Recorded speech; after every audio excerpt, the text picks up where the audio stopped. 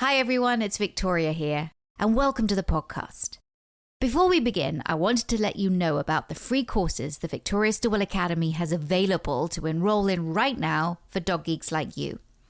Just go to vsdogtrainingacademy.com and click the enroll button, and you'll see the free course options. That's vsdogtrainingacademy.com. See you there.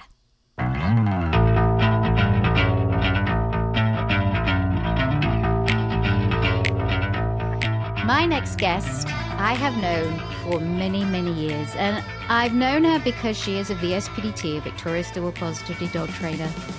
And I met her in San Diego a long time ago and just was blown away by her passion, by her talent, and her desire to make the world a better place for not just dogs, but people who love them.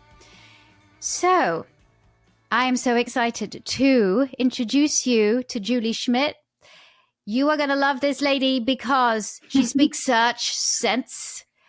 And we are going to talk about finding a trainer. We're going to talk about going with your gut and how important that is.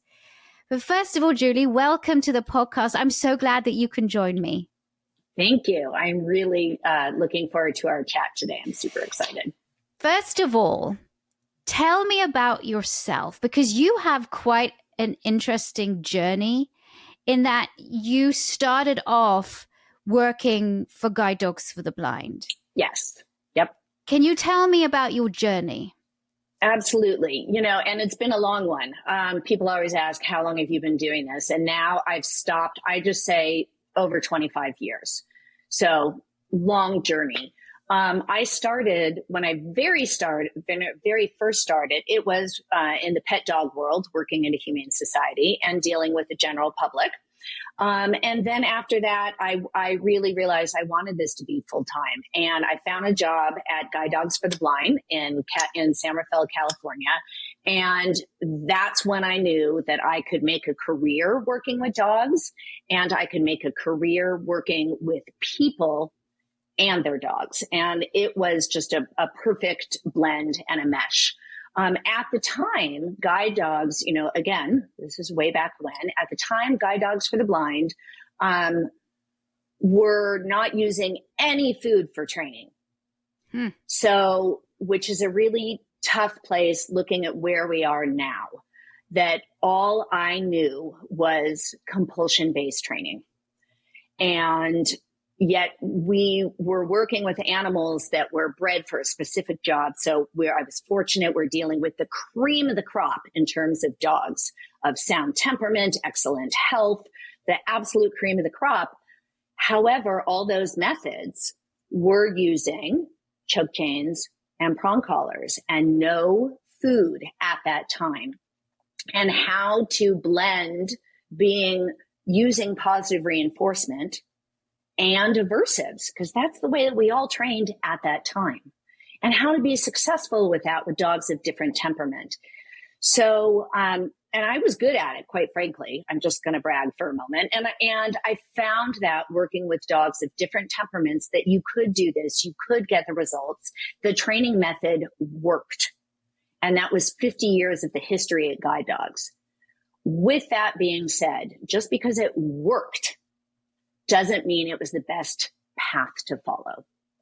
And since that time, I worked at Guide Dogs for 6 years. Personal things, I got married, we had children, and so life kind of pulled me in a different direction. And I had to leave, and we ended up here in San Diego. But once I kept in touch, and I still keep in touch with Guide Dogs. They have evolved, because there's so much more information out there of how dogs think and feel and process pain and their stress levels, that has completely shifted.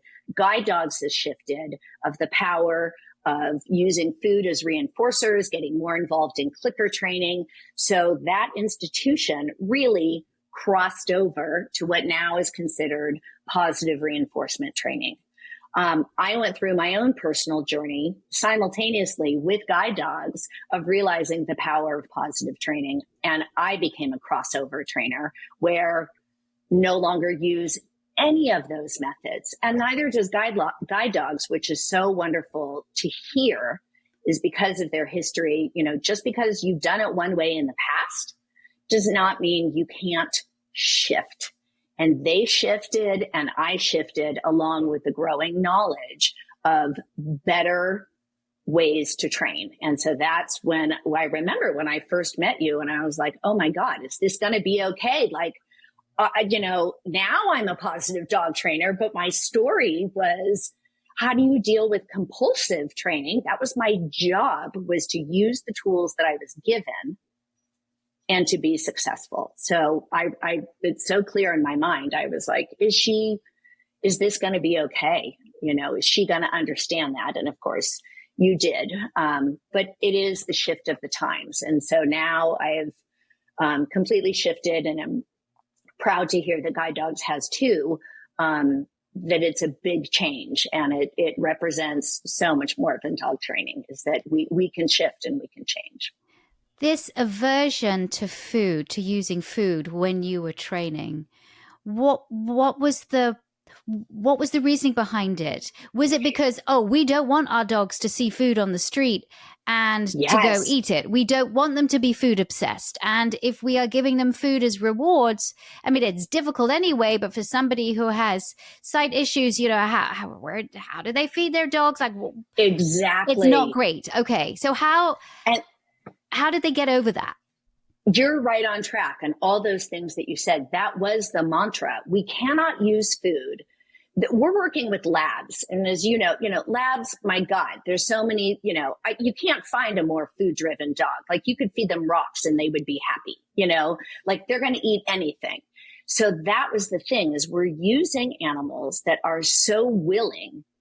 Their mantra was they don't need food. They're doing the behavior anyway. We can train them without food. And if you use food, a person who's got visual challenges, how are they supposed to? They have to carry the food. That's another thing.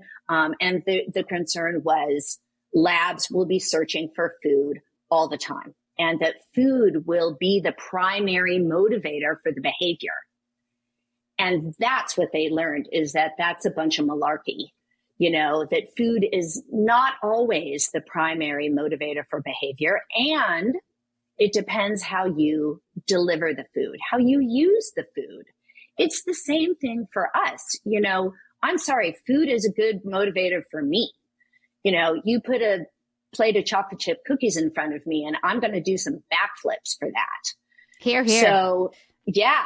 But if the chocolate chip cookies are in another room, or if I have to go to the store for them, then I'm going to be just as happy with a lovely salad, something that's a little bit more nutritious.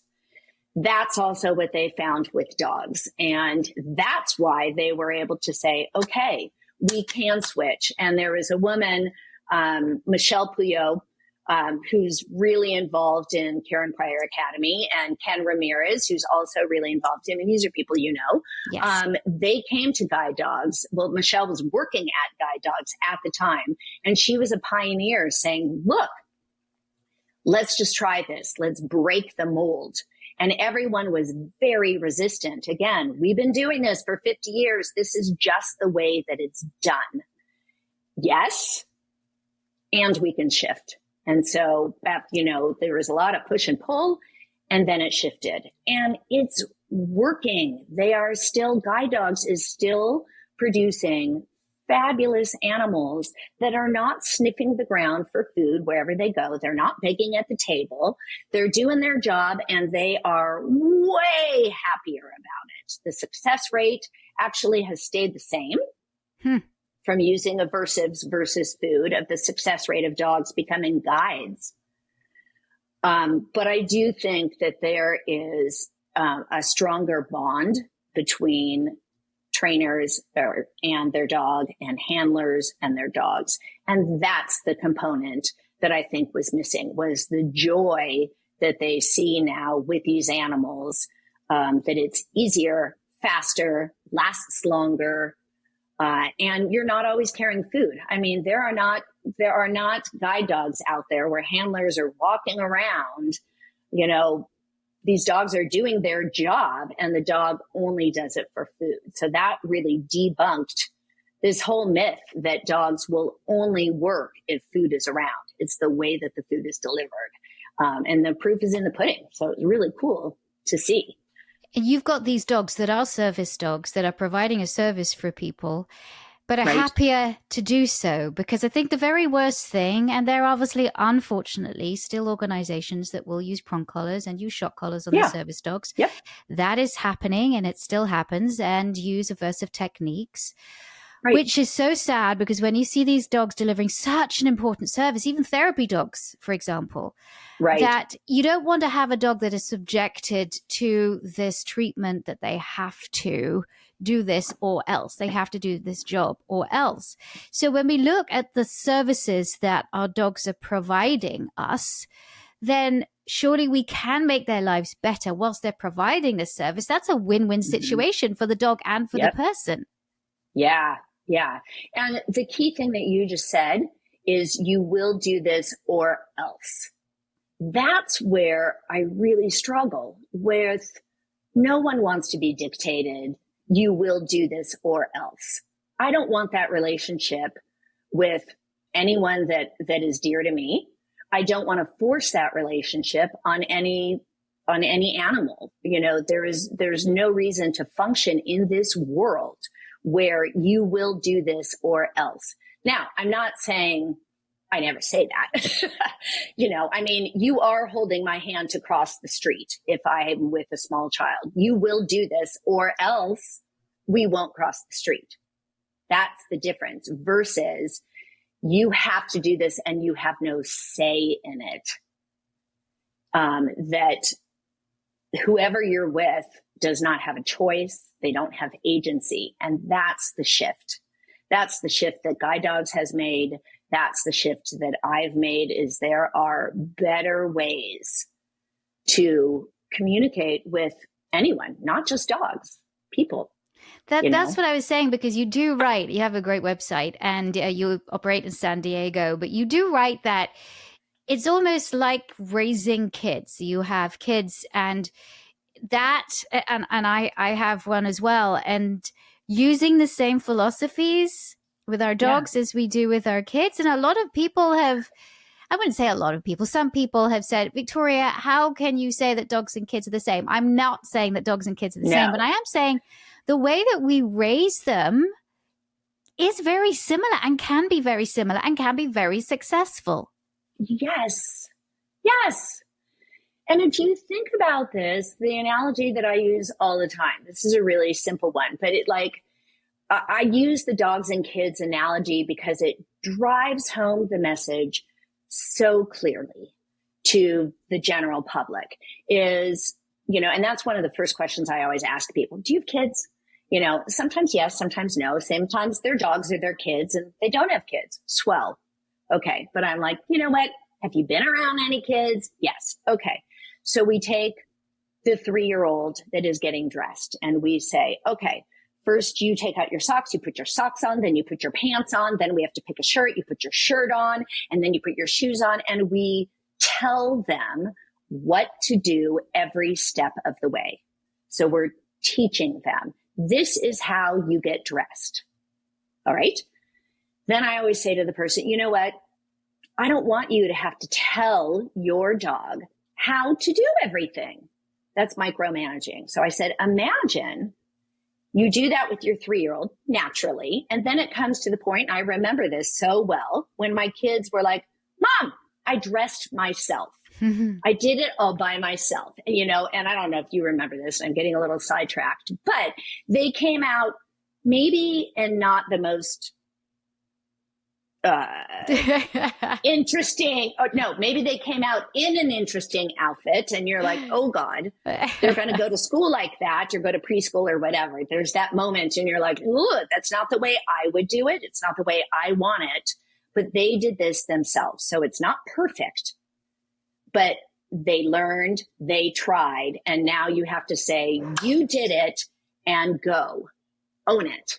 Okay. So it's scaffolding where we have to stop micromanaging our children And that's what I look at with dogs. I do not want to have to tell my dogs when they want to come inside, sit, wait, get down, stay. No, stay. All of these things before I open up a friggin' door. My God, like I'm just not going to do that. But we can teach dogs, if I put my hand on the door, that means you have to sit and be patient. And then we don't have to say anything. The dog owns it, and then they do it on their own. And that's what I talk about, of putting it in people terms, in kids terms, of like, I'm not going to have a 15-year-old daughter where I have to say, okay, time to get dressed in the morning. Let's pick out a shirt, and pants. Now I may cringe at what they come out wearing. We're not going to go down that road. But again, it's their choice. And that's what I love is, fine. You want to do that? I'm going to embrace it. And they feel more confident doing that. You're giving them some agency. And I have to say, it is better for you too, because it is just less exhausting. If you can have a dog that goes, oh yeah, no, I know how to do this. It's easy. I know how to do this. My mom taught me. I got it. Fine. I know that when she goes and gets my lead, my harness from the cupboard, she doesn't want me going, jumping and going all crazy. And I can't just run out the door. And so I have learned that I'm not going to go out the door until I'm a little quieter. And that's fine. And she'll just wait for me to be there. And now I know. The whole rules of the game. I'm not being directed by her.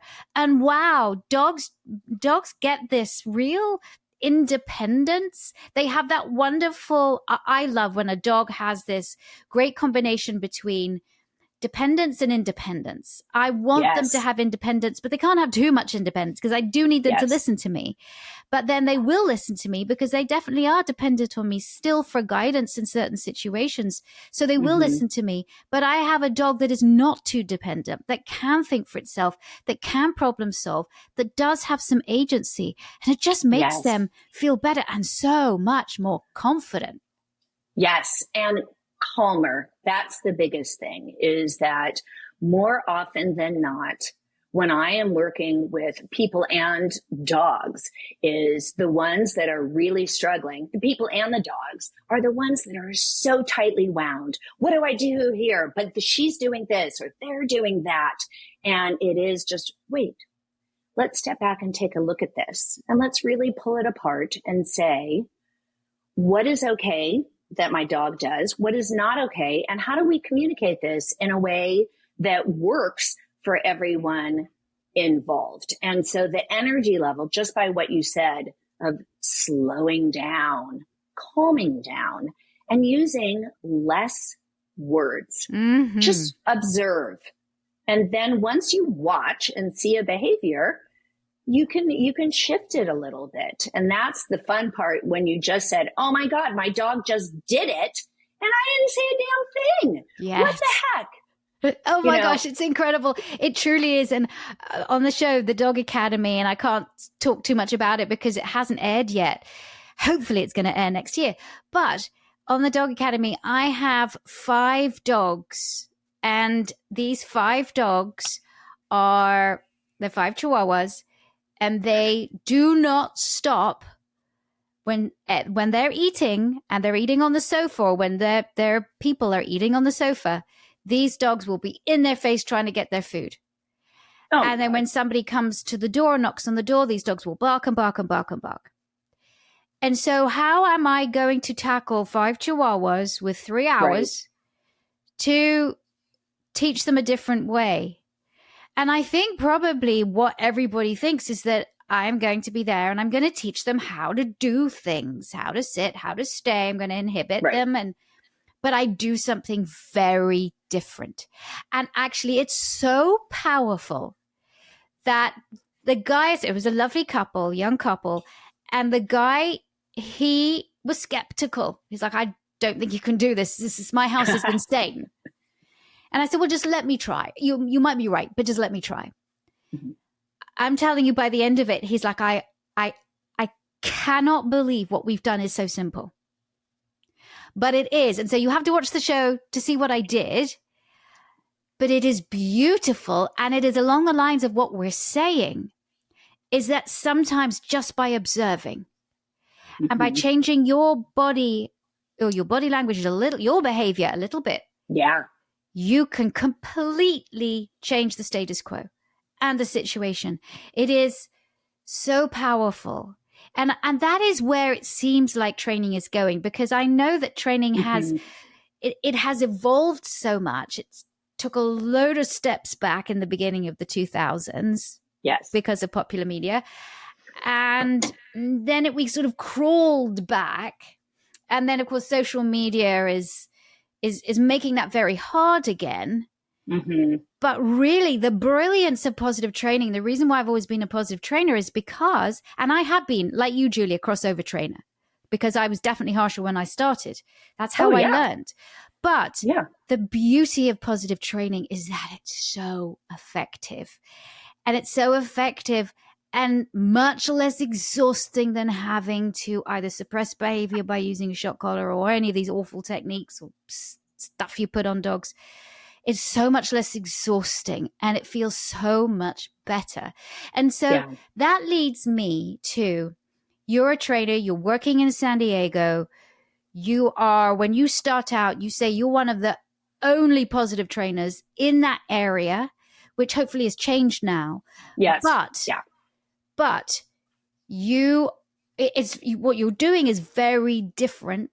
So how did you get people on board with what you were doing? It's a great question. And I will tell you, I still struggle with it. So that's the very first thing. This is an ongoing issue. How do you find your people? So what I realized, again, you've already mentioned it, is like, I got to go with what I know. I have two fabulous daughters, husband, two fabulous daughters who, again, I don't want to get sidetracked, but people often say, you get a dog first and the dog teaches you how to parent and then you have kids. And what I found is, wait, I had kids. I realized the best way to parent them, and that made me a better dog trainer, of using appeal to their mind, set up an environment that you can control, enrich their world in which they live. So, but it was something where I was like, okay, I can do this by just being a mom. So I struggled with staying at home, raising my kids, running a business, getting a young dog when my kids were pretty young, and it was overwhelming. And then I realized, okay, I got this. And now I want to share this with the people around me. And so these are the clientele that I appeal to, are the families. That's what I know, are family dynamics. So it really started when my kids were in preschool, quite honestly, that I was doing dog training at the time. And I would bring whatever dog I'm working with, and I'd bring him to the preschool. And I'd stand in the parking lot, and other parents would come up to me, what are you doing? I'm training, and I'm just standing there. I'm not asking the dog to sit. I'm not telling them to lie down, stay, and I go 10 feet away, and then I call them to me. We're just hanging where I'm waiting for my kids on pickup, and this dog is just there. And that's what started the journey of, what do people want? They want a dog that can be calm in chaotic situations, as pickup from preschool. And that was my aha moment when I realized, oh, I love this. Like, we're talking about calmness. We're talking about energy. We're not talking about obedience. We're talking about a state of mind. And I got a lot of business. It was phenomenal. That's how all of it started, was really when my kids were in preschool, and it was in a particular area in San Diego. And I became it was in Del Cerro, which is near San Diego State. And I became known as that Del Cerro dog trainer, the one with the dogs at pickup. And I'm like, yes, that's me. And that was the evolution of this, were families that were just like me, really struggling to juggle all these pieces. And that's where I've kept doing my marketing, where we're trying to get by. We're doing more than trying to get by, but we want a dog that's going to be a well-mannered, well-behaved, active member of the family, not the dog that is, we have the picket fence and the dog sits in the backyard and is not part of the family. Those are not my people. I want the dog, an active part of the family, where the dog can be calm when people come over, when children come over, that you can take the dog to the baseball practice and the soccer practice, and the dog can go places with you and live an active, enriching life with that family unit. So the preschool started off, and it just kept snowballing. And even now, these are, it's a new generation, because obviously my kids are in college now, but it's a new generation, even with puppy owners, that's the way that I teach. You have a new puppy. Let's make it a well-mannered, confident puppy. And what does that look like? It looks like calmness. It looks like stillness. It looks like not moving, with me not asking that animal to do anything. And it's a state of mind. And that's the part that's kind of hard, where you still have these people that says, I need my dog to come to me. They don't stay, they don't sit. And I'm like, stop. Wait. What do you want to do with this animal? Well, I want to go for a walk. Okay. I want to go for a walk while I'm pushing a stroller. Great. Let's try that. So I don't know if that answers your question. Yeah, but it does. It does. When we're going to take a short break, and after the break, right. You had said something about you find your people. And I'd like to explore that a bit more. So Great. We'll be back after this message. Have you been trying to find the right time to level up your professional dog trainer skills, knowledge, and certification? We built the Victoria Stilwell Academy's professional dog trainer course for people like you, and we've purposely designed it so that you can start whenever is most convenient for you. Or are you looking for how to begin as a professional dog trainer and don't know where to start? The Dog Trainer course guides you through the learning process from A to Z, delivering a powerful yet flexible experience, resulting in VSA's prestigious Certified Dog Trainer certification. Or maybe you're already a trainer, but feel there are a few holes in your skills and knowledge. VSA's flagship course contains all of the knowledge and skill-based assessments via your own dedicated faculty advisor to mentor you through the course and help build your confidence to be an elite dog training professional. Or perhaps you already run a pet business as a dog walker, a sitter, daycare, groomer, or your veterinary staff, and you want to be able to provide the clients who already trust you with certified training and behavior services as well. No matter where you are on your journey, the Victoria Stilwell Academy's Dog Trainer course is here to help you chase your dreams as a professional dog trainer. Our friendly, accessible team is available today to talk with you and help you determine whether VSA is the right fit for you. Or you can enroll in a completely free starter course right now to test drive the VSA Student Learning Center for yourself. Just visit vsdta.com to get in touch, enroll in a free course, or apply now. That's vsdta.com. Again, go to vsdta.com to learn more now. I can't wait to see you in class. Okay, I'm here with Julie Schmitt from Out and About Dog Training that is located in San Diego. And before the break, we were talking about, you had said something, find your people. Yeah. What do you mean by that? Because I feel like dog trainers feel like they have to take on everybody, but you say you can pick and choose. You can say no to people. You can say, hey, I'm not the trainer for you. Yeah. How did you discover that? How do you have the courage to do that? And does that make your work? I would assume it makes things a lot easier. Mm-hmm, mm-hmm. Okay, let's talk first about why a lot of people get into dog training. I hear a lot of people say, I get into dog training. I love dogs. They're my passion. They're my world. And the passion is what drives them, which is fabulous. However, it can be equally overwhelming. And I would say, as a trainer and someone new to the field or the industry, is you have to decide, how do you want to show up? Do you want to rescue all the dogs? Do you want to make maybe that's what you decide. Rescues are my jam. Working with rescues are my jam. Great. Good on you. Boy, is that needed. And that's where you're going to focus your energy, is working with rescues. If that's what drives your passion, is keeping dogs out of the shelter. Fabulous. We need those people.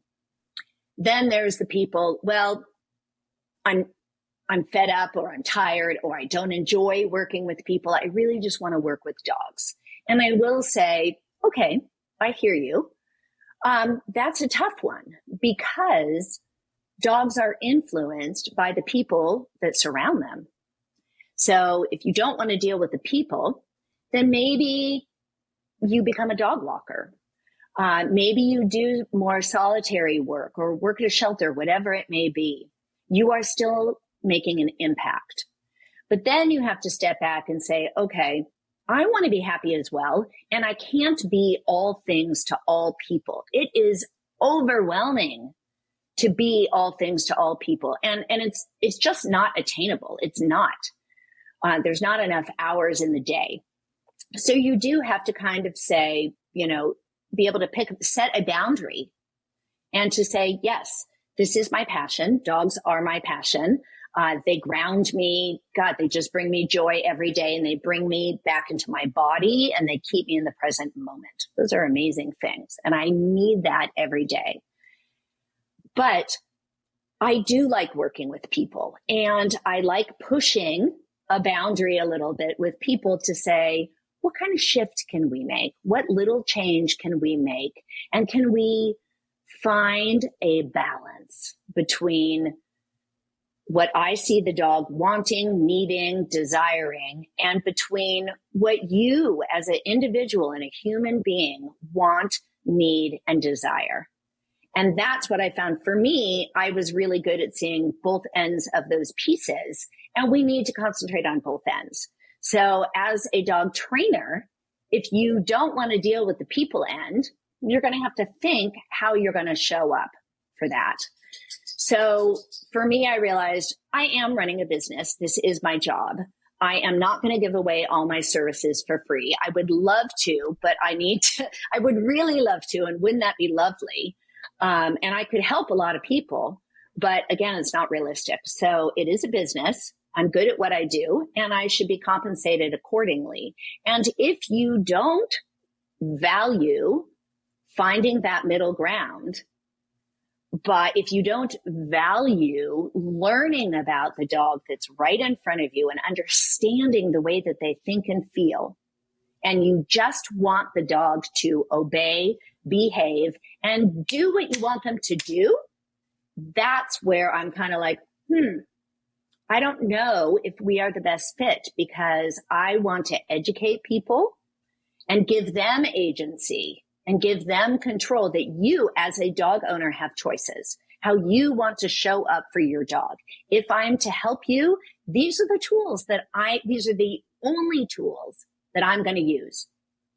And if you want to use some other tools, there it is. That's the defining line. That's that boundary of saying, I'm not going to do it, but I'm going to tell you why. And maybe if I do just a little bit, I can say, come with me. This is a fun journey. It's an easy journey. And if you look on my website and in all my information, I ask people, will you work with your dog 10 minutes a day? Can you dedicate 10 minutes, even 5? I'll take 5 minutes a day to actively train them. And that's all I'm asking. And if you will do that and you will listen to me and think about what I have to say, then we can work together. And if not, then there's that line. And it really is it's become a moral compass. That's what it's become. I cannot do it. And there are plenty of other people out there that will. Great. Go to them. It's okay. It's okay. And it's hard for a dog trainer to say, shoot, but I'm not helping them. What about the dog? What about that dog in that house? You're not working with these clients. How can you do that? And again, it is part of letting go as a human being is I've got to be true to myself, and follow what drives me, which is my gut, what I feel is right. And I'm going to share it with you, but I'm not going to force it down your throat and say, this is it. It's my way or the highway, but I'm definitely going to share it with you. And if you don't want to, I say, drink my coffee, drink the Kool-Aid, whatever phrase, eat chocolate chip cookies with me, then we're not a good match. You are not my people. And that component is really important. It's important not only for dog trainers, and that's what I was talking about, but also for clients. And that's something that's equally important is when you are searching for a dog trainer, you also have to find out, is this person, are they my people? How does it feel in your gut when a trainer comes into your house and you're at such a point where you're frustrated and you're going with the first person that answers the phone? Oh my God, they called me back and they're going to give me a free consultation. I'm taking it. Yay, good on you. And the person comes in and they are saying, this is what we have to do with the dog. And more often than not, I will say it is people who are, I'm going to make a broad statement here, but I got to say this. People who are balance trainers or aversive trainers will offer free consultations because that's how they feel. They've got to educate people. Well, I got to do it for free. Okay. Good on you. So they're going to come in and do this for free. And they may get success in their, whatever that consultation is. I don't know, 15, 20 minutes. More than likely, they're going to be able to say, look at the difference in your dog. And it's the people that are sitting in that room that I want to speak to them and say, okay, yes, you're seeing a difference in the dog. How does it feel in your gut of what that person did? Do you want to repeat it? Does it fall in line with your beliefs and your values as a dog guardian? That is the best way to alter or modify the behavior of your dog. And so that's the plea that I make of, as a dog guardian, listen to your own gut, because that is not the only way to do it. And if it doesn't feel right, don't do it. That's for everything in life. The number of times I've heard people say, yes, it didn't feel right, but they had such seductive marketing and I felt pressurized, or my partner was fine with it. It just didn't feel good to me, but I kept on with it. The amount of people that I have heard that from. Would they do the same with if their dog was a child? Less so. Yes. I guarantee you less so. I think if somebody came in and put a shock collar on your kid, you'd go, no. And you'd probably call the police. If somebody came in and started using averse techniques on your child, you would be like, out of here, or get out of my house. And you'd also call the police. And that person would probably go to jail. And it's always the argument that I use of like, if you're going to have somebody come in and help, what is your family member? Yes. Your dog is part of your family. Yeah. Are you okay with somebody that is going to come in and use aversive techniques on your dog? You're right, Jude. You've got to listen to your gut, however uncomfortable it is.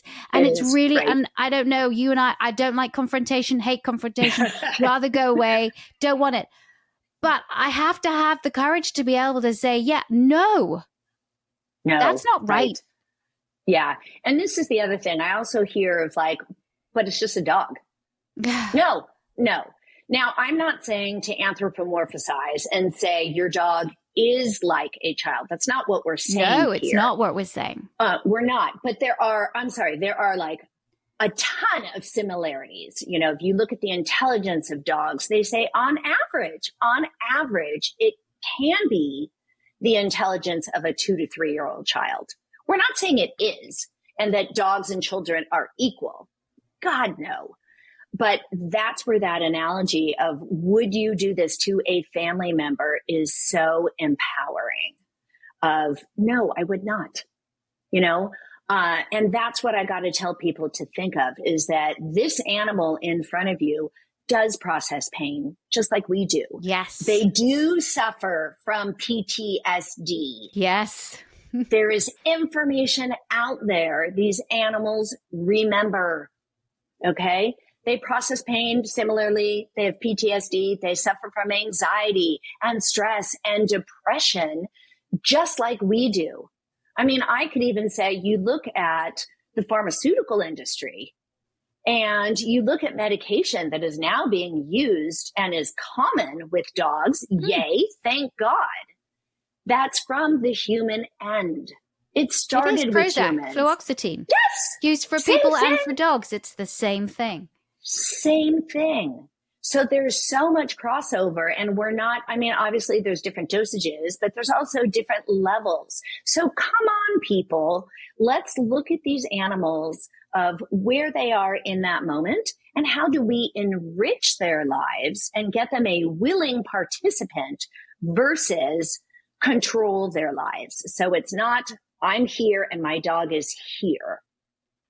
It's I'm here and my dog is somewhere in here. And that's going to fluctuate based on safety of that animal, the mental state of that animal, that dog's breed, you know, their genetics, all of those things have to be taken into consideration. And they are not just a dog. Piss me off. I mean, it does. It just pisses me off. And so that's why I was like, wait, that's not the way that I think and feel, that this is not a dog that needs to be controlled. Because with kids, I've already learned this. We can't control them. No, we can guide them. We definitely need to put boundaries. We need to ensure that they are safe. We need to ensure that they learn. We have to say no sometimes. You know, we have to say what you can do, what you can't do. We have to teach them. But we're not going to do that in an aversive way. There's sometimes that you are going to have to say, actually, you can't go out tonight. Sorry. Or you're grounded. Or it just there are ways to do things where the consequences are not causing fear or pain in your child or fear or pain in your dog. And I think that is where we can make the comparison and say the philosophy that we used to raise them, that's the same. We're looking out for the child's well-being and we're looking out for the child's welfare. And it's exactly the same with dogs. Now, when you yes, carry on. I want to interject one thing when you're talking about the philosophy. And we started this conversation, we're talking about how you find your people. So, and all of these things talking about how kids are raised. I would also say, you know, the family members, yes, those are my people. But I would also say educators, people working with children in any capacity. Those are also my people because they are trying to make a difference in the masses. All those children at school. And I was like, I could never be a teacher. Never. No, kudos to them. They are heroes. My God. And hats off to them. You know, having a room full of kindergartners, I would last 10 minutes. Me too. So, So that's another reason of why I do private training, one-on-one, and then I need a break. So that's also my focus is more private training because that's my jam, is working with the person and the dog. So hold on, I digress. So educators in how we can, again, move that needle and get these dogs to, for us to lead with compassion and empathy. And that's what makes the difference, because that's also what makes an excellent teacher. They're not coming in there, full on, sit down, shut up, get in your seat, don't move. They're able to juggle all of those kids and say, oh, I like the way, whomever is sitting quietly. Look at that. And they're calm and they're pointing out the good in all of the chaos, which again, dang, you go. I can't do that. I'm like, wait, they're all going in different directions. But that's how they're leading, is by the goodness. And that's the message of see the good and see where an owner is at that moment, what their frustrations are, because these frustrations are real. So I'm not saying you got to always look at the dog, the dog comes first. No, these owners are reaching out to us in a state of despair. Oftentimes people that call me, I'm the third, fourth trainer. So the stakes are high, which is really, exhausting. And I've got to see the owner where they're at and say, I feel your frustration. This is really hard. And I understand even, I'm going to say this, of why you would want to use a shock collar, but please don't. There's another way if we lead with compassion and empathy. So it's dealing with the underdog of the owner where they're frustrated and I'm the last one that they're reaching out to. And then the underdog of nobody has been able to help my dog. You are the fourth one. I am not seeing change. And that also drives me of I'm going to work my butt off to make sure that we can see change in a positive way. And that little piece, that's what's shifted over time, is now I'm bring it on. Bring on the weird ones. We're weird. Challenging is a better word. Yes, the challenge one. Or I say, the spicy dog or the salty dog, the smart dog, the one that has issues. I want the dogs that have issues and they're saying so loudly, these are my issues. Help me. Yeah, they're shouting. And sometimes they are doing that and sometimes they're not at all. Sometimes they are withdrawn and they are quiet and they have learned not to express themselves because they've been punished for doing so. And it's going into homes with those kind of dogs and people and problem solving. And when you say, this is what I think is going on, it blows people's minds, even though they've been to 3 trainers before. But now you come in and say, okay, we're going to throw most of that out. And this is what's going on. And I think, you get to see how relieved people are. If you had advice for people coming to this profession, young trainers, what would that be? What would the most important piece of advice be for them? Start with something easy that brings you joy. That would be the very first thing, because you need that passion. So for me, it was puppies. I mean, not just because puppies are cute and they're warm and fuzzy, but because the people that are willing to take a puppy class, they are eager learners and they want to soak up all that information and they are hanging on your every word. So you can see as a trainer, you can have a big impact in a really short amount of time. And overall, a puppy is a puppy for the most part. So get your feet wet with that easy part where the owner and the puppy are at the same place. The puppy, it's a clean slate.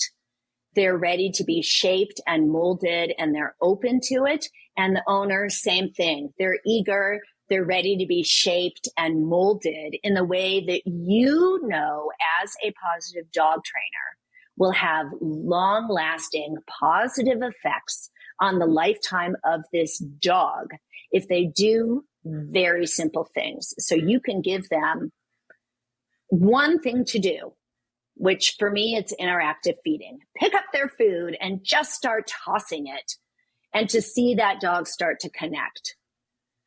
So it's so simple. Then that energy is going to feed on not only the owner, or the guardian, but on you as the trainer. You're like, oh my God, you guys are my people because you're so willing and open. And then as you get more experienced, you're going to realize, okay, how do I handle it when the guardian is coming to me and saying, you know what? My dog is completely blowing me off. I took your class and now they're barking at everything and they're pulling on leash. And I'm always like, right, I know. How old's your dog? Oh, they're 8 months old. Yes. Yes. Your dog is the annoying child in middle school. Your job is to get them through this alive in middle school. That's it. And to say, this too shall pass. So that's the thing is, as a young trainer, start off with the easy, good stuff, and then get your feet wet, maybe with adolescent dogs that are good-natured. They're just hormonally charged. And that's who they are. And can you deal with an adolescent dog and an owner that's frustrated? And maybe start that off slowly, because it's not always easy. No. Just that. So that's where I started with, and decide, do you like classes? Do you feed off of that energy of getting and the camaraderie that you can have with group classes? Or do you like the building a relationship with your clients one-on-one? Do you like having people come to you and where you can control an environment? Or do you like venturing out and about? That's me. I want to move. I want to go to different places. I like doing that one-on-one. And I like going into people's homes and seeing how they live and meeting their kids.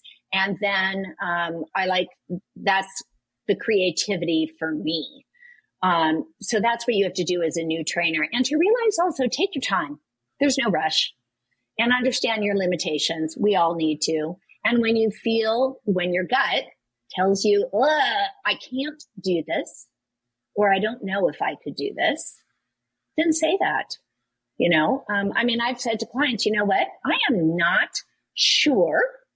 I've often said, I'm not sure I'm the right trainer for you. Let's chat a little bit more. But I've also said, I am not sure. I need some time to process and think of what the best way of working with your dog is. I don't have a crystal ball.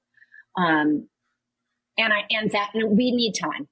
So hitting the pause button, listening to your gut, and paying attention to what makes you feel good. And if you show up at your best, your clients are going to feel it. The dogs are going to feel it. And then you're going to be a success. So it's about being true to yourself, and for me, I've always been a sarcastic person. I've been a straight shooter. I am seriously a wise ass. I can't sit still for long periods of time. I like moving. I'm very much like my dog, who's a border collie, and I'm like, squirrel, squirrel. And I get bored and restless. Even in this conversation, I was like, I'm going on a tangent. Let's, hone it back in. So for me, that's how my friends would describe me. My last name is Schmitt, and a girlfriend of mine, I am going to cuss just this one time, just once. Please do. You're fine. My nickname is No Shit Schmitt, because I say it as it is. Yeah. And that doesn't jive well with everyone. Sometimes my husband is just like, God, you're so in people's face, can you mellow out? Not for something that I'm so passionate about and that I understand and I see. I am going to force a little bit of change on people. And if you're not okay with that, and if you're uncomfortable with doing a small shift, then maybe we're not the best, because there it is. You were saying, yourself. You have to be Yes. your authentic self. And Yeah. so when you are your authentic self, you're completely genuine. And people appreciate that. And I think you're right with, I mean, such great advice for younger trainers. But if you do go into a place where you don't feel comfortable or you don't think you're the right person, then you have to have the courage to say, I don't think that I'm right for you, but I have somebody else that I think would be a better fit. They focus more on agility or whatever it is. Yeah. And know when to refer, and don't go above your pay grade too soon. That is, you don't want to go and say, I'm going to take this reactive dog, or I'm going to take this aggression case or separation anxiety, when actually you really don't have a lot of experience or knowledge about it. That's the worst thing to do. So don't go above your pay grade. Now, we are coming to the end of this podcast, but if people want to contact you, how do they do it? So I am on Instagram at out and about dog training. It is out, the letter N, out and about dog training. On Facebook, same thing. Out and about dogtraining.com is my website. Through the Victoria Stilwell Positive Dog Trainer directory search, drew a blank of what it was called. So through your website, I also do virtual training. So people are kind of like, how do you train a dog when you're not here? Oh my God, we can get so much done. So my classes are virtual and in person. I do a hybrid puppy class. So I have done the virtual component with people in other states. Yeah, it's fabulous. Which is so much fun. Oh my gosh, people don't. I think that's another thing that trainers need to know, that virtual and doing hybrids, so fantastic.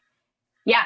Yeah. And then you also get to network with other trainers in a particular area. You know, people say, I had a client in a different state. I can't find anyone here. And I'm saying, go to positively.com, go look at that website. Let me find people. Let me send you information on how to find the right trainer that's going to mesh with this philosophy that you and I have been discussing for an hour now. So that's where I will say, you know what? I can't help you. These are the people that can. Yeah. But so much can be done virtually. I also have a YouTube channel. That's the other thing. Forgot about that, where I post a lot of videos on there. They are short videos because they align with 10 minutes a day. My videos are like 2-3 minutes. That's all they need to be. You know, super short. So give people the resources. So YouTube, Instagram, Facebook, reach out to me online, reach out to me, through you. Call me. I don't care. Let's see if we can make this work. If things align here, either for younger trainers, come and chat with me if you're stuck. If you don't know how to find your people. The last thing I would say for young trainers, I wanted to say this, is do not give your services away for free. Oh, amen to that. Yes.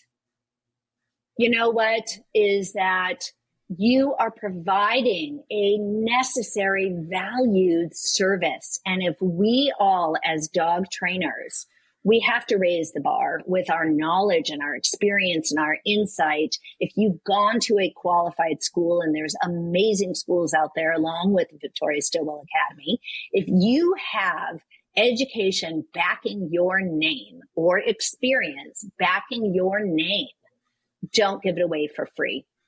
So, and same thing for, there's always a catch. If you're getting something for free, there is a catch. Yes. So buyer beware is my last thing, as well as a dog guardian looking for a trainer. Buyer beware. Keep your eyes open. Listen to your gut. It's good, Boda. Julie, thank you so much.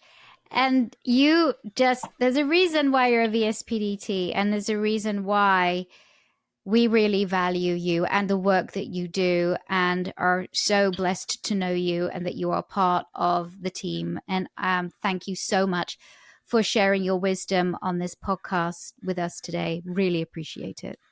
Thank you. It was a blast. Well, that's it, guys, for another podcast. As I always say, I have the best guests. I'm so proud of my VSPDT team. They are a group of really passionate people. And if you want to find out more about Julie and them as well, please go to Julie's website, but also you can go to positively.com/trainers and you can find a trainer in your area. And the Victoria Stilwell Positively Dog Trainers, I always say, are the creme de la creme. So thank you so much for listening, and I'll see you again on another podcast. Take care. Thanks for tuning in to Victoria Stilwell's Positively Podcast. For Victoria's online dog training courses, more information, and helpful dog training tips, visit Victoria's official website at positively.com. Get connected on Facebook, Instagram, and other social media as Victoria Stilwell, and follow her on Twitter at Victoria S. Learn to become a professional dog trainer with the Victoria Stilwell Academy at vsdogtrainingacademy.com. And be sure to tune in next time as Victoria helps you and your dog live your best life together, positively.